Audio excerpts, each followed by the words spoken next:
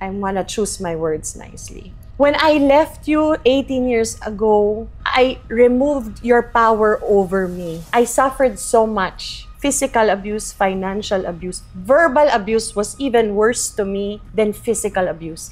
I will take the beating anytime. But his verbal abuse is mura na hindi mo alam kung saan nanggaling ang words and terms. I'll take that all. Ayokong maramdaman ng mga anak ko yun. Hindi na kita iniisip, hindi kita hini-hate all these years. I removed your power over me. Sometimes I apologize to my children that sana bago ko pinakasalan si Dennis and this is my advice to my children and my advice to all the single women. When you choose your future partners, when you have boyfriends na red flag na talaga, isipin mo kung ikaw kaya mo to, he will be the future father of your children. 'Di ba? So you choose well. You choose someone na dapat tinitreat well ka na kasi yan ang magiging tatay ng mga anak mo. Kung may makita ka ng bad temper, mo nang pakasalan. Kasi ang papaluin yan, ang sisigawan yan, ang painful words yan, dun sa magiging anak ninyo. So sometimes I really apologize to my kids kasi sabi ko, I left the marriage. I had the luxury to leave your father. Sila, they're stuck for life. I'm so sorry I chose wrong. But I'll tell you, I will love you enough.